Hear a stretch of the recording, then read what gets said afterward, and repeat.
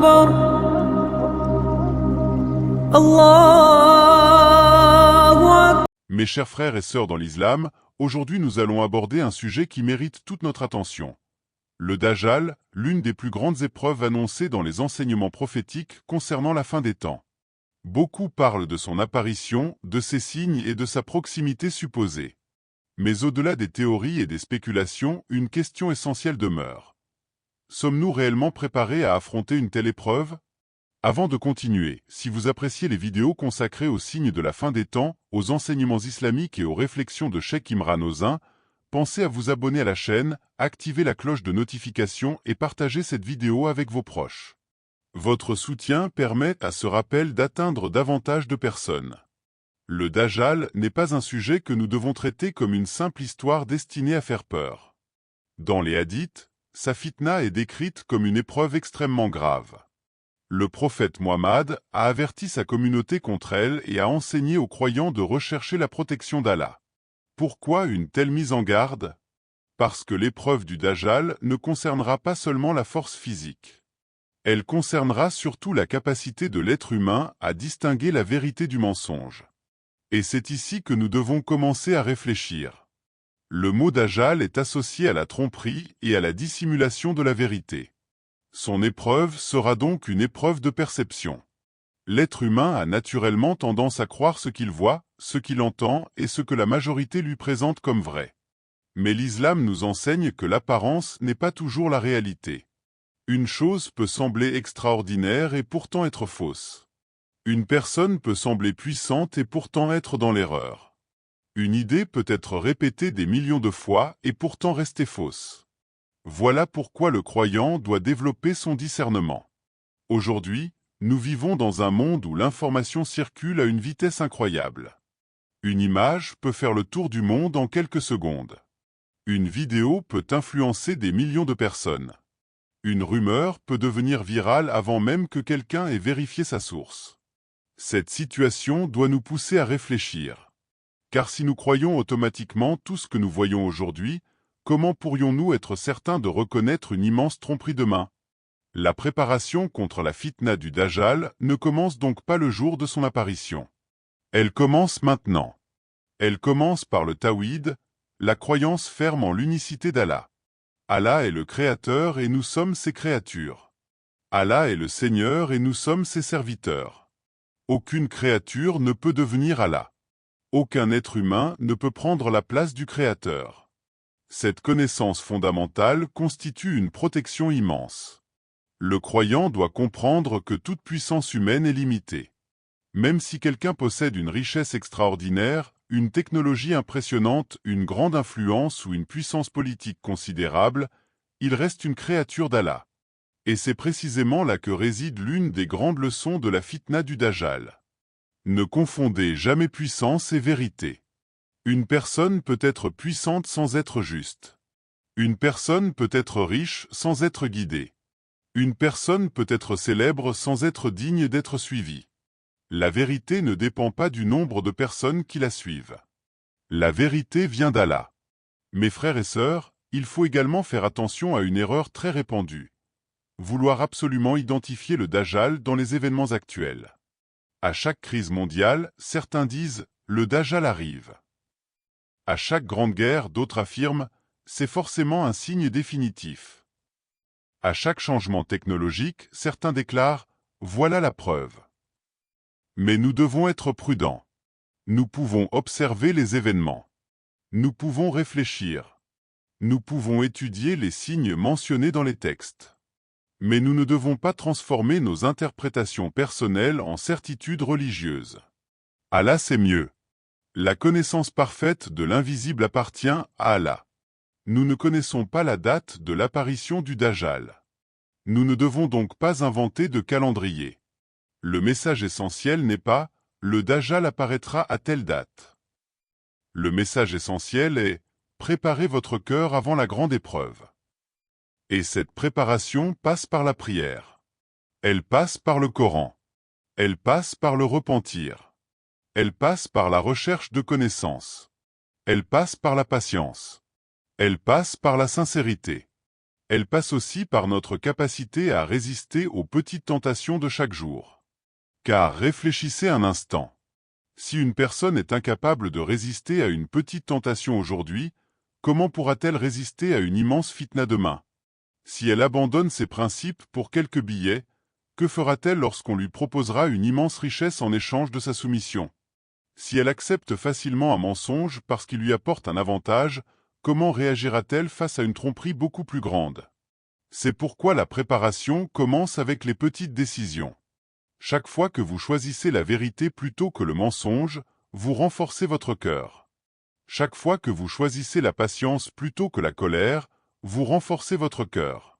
Chaque fois que vous refusez un péché pour Allah, vous renforcez votre cœur. Chaque fois que vous priez malgré la fatigue, vous renforcez votre cœur. Chaque fois que vous vous repentez sincèrement, vous renforcez votre cœur. Et un cœur fort est moins facilement manipulé. Le Dajjal représentera une immense épreuve, mais le croyant ne doit jamais oublier qu'Allah est plus grand que toute épreuve. Le mal peut sembler puissant. Le mensonge peut sembler dominant. Mais aucune créature ne possède un pouvoir absolu. Allah reste le maître de toutes choses. C'est pourquoi nous ne devons pas vivre dans une peur permanente de la fin du monde. Nous devons vivre dans la conscience d'Allah. Il existe une différence entre être vigilant et être paniqué. La vigilance nous pousse à apprendre. La panique nous pousse à croire n'importe quoi. La vigilance nous rapproche du Coran et de la Sunna. La panique nous pousse vers les rumeurs. La vigilance nous rend plus responsables. La panique nous fait perdre notre discernement. Voilà pourquoi il faut garder l'équilibre. Mes frères et sœurs, si ce rappel vous semble important, abonnez-vous à la chaîne et partagez cette vidéo. Envoyez-la à une personne de votre famille, à un ami ou à quelqu'un qui s'intéresse aux signes de la fin des temps. Mais surtout, ne partagez jamais une information religieuse simplement parce qu'elle est sensationnelle, vérifiez toujours sa source. Revenons maintenant à une question fondamentale. Comment le musulman peut-il se protéger? La première protection est de renforcer sa relation avec Allah. Priez. Invoquez Allah. Lisez le Coran. Apprenez les enseignements authentiques du prophète. Demandez à Allah de raffermir votre cœur. Le prophète nous a également enseigné de chercher refuge auprès d'Allah contre la fitna du Dajjal. Cette invocation nous rappelle une chose très importante. Nous ne devons jamais croire que nous sommes suffisamment forts par nous-mêmes. Nous avons besoin d'Allah. Même une personne très intelligente peut être trompée. Même une personne très instruite peut être trompée. Même une personne très expérimentée peut être trompée. C'est pourquoi nous devons demander à Allah la protection et la guidance. Le deuxième élément est la connaissance. Un musulman qui ne connaît pas sa religion peut être facilement influencé. Il peut confondre une opinion avec un verset. Il peut prendre une rumeur pour un hadith. Il peut croire une interprétation personnelle comme si elle était une vérité absolue. Nous devons donc apprendre à vérifier. Lorsque quelqu'un affirme quelque chose sur le Dajjal, demandons. Quelle est la source? Est-ce un hadith authentique? Quel est son contexte? Comment les savants l'ont-ils expliqué? Cette méthode est essentielle. Nous ne devons pas avoir peur de dire « je ne sais pas ». Dire « Allah c'est mieux » est parfois une preuve de sagesse. Le troisième élément est le discernement. Dans notre époque, nous devons apprendre à distinguer le réel du faux. Les images peuvent être manipulées. Les vidéos peuvent être sorties de leur contexte. Les voix peuvent être reproduites. Les informations peuvent être déformées. Les émotions peuvent être utilisées pour influencer les foules. Cela ne signifie pas que toute technologie est mauvaise. La technologie peut être utilisée pour apprendre, soigner, communiquer et aider. Mais elle peut également être utilisée pour manipuler. Le croyant doit donc utiliser les outils sans devenir leur esclave. Il doit regarder sans croire aveuglément. Il doit écouter sans accepter automatiquement. Il doit réfléchir avant de partager. C'est une forme de responsabilité. Et cette responsabilité devient encore plus importante lorsque nous parlons de religion. Nous ne devons pas diffuser la peur. Nous devons diffuser la connaissance. Nous ne devons pas créer de panique. Nous devons rappeler les enseignements authentiques. Nous ne devons pas accuser des personnes sans preuve. Nous devons rester justes. Le sujet du Dajjal ne doit jamais devenir une excuse pour haïr un peuple, une nation ou une personne. L'islam nous ordonne d'être justes. Même lorsque nous sommes en désaccord. Même lorsque nous sommes confrontés à l'injustice.